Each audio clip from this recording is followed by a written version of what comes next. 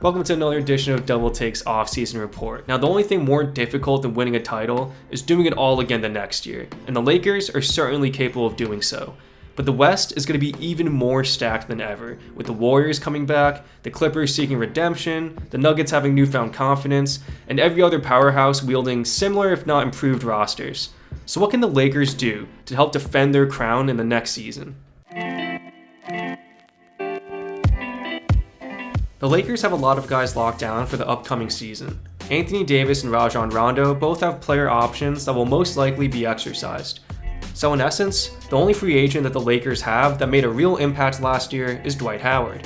Now, especially after that Nuggets series, the Lakers in a perfect world would probably love to keep this guy. The question is if he receives a much more lucrative offer than the $2.5 million he made last year. In that case, the Lakers may opt to ride with JaVale McGee and let him walk.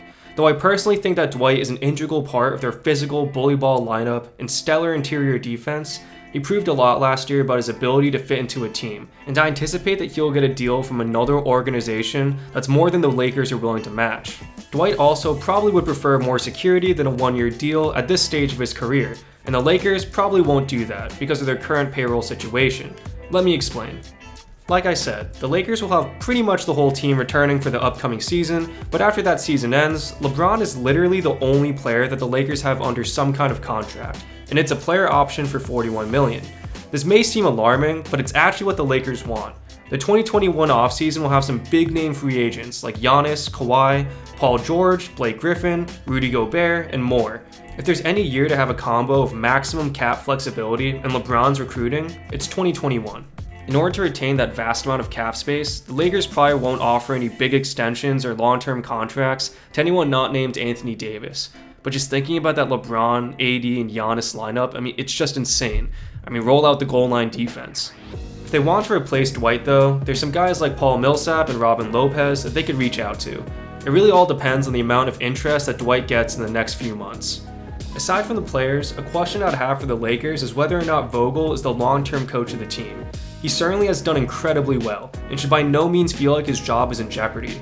The hiring of Jason Kidd as a quote, prominent assistant made it seem like he might take over eventually, but in my opinion, the Lakers should go with Vogel unless things start to go south.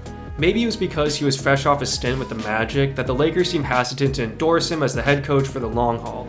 But now that Vogel has delivered a title, there's really no reason to have Jason Kidd spilling drinks on the court yet. Vogel will be on the second season of a 3-year deal, but will he have to repeat to earn that extension? We'll have to wait and see. Overall though, this should be a very uneventful offseason for the Lakers. They seem to have their identity completely ironed out. The players like each other, and if Rondo and Davis exercise their player options, this team will look very much the same in the upcoming season. People forget that Avery Bradley, a very solid backcourt defender and developing shooter, wasn't even there for the Lakers in the bubble. So this team will be back, and just as strong as ever. Not to make this about one player, but the 2020 to 2021 season is going to be an important one for LeBron. If he wins again, he's going to have 5 titles and 11 finals appearances, which makes his whole case in the Jordan debate just that much more solid. But like I said, the only thing harder than winning it all is doing it all again.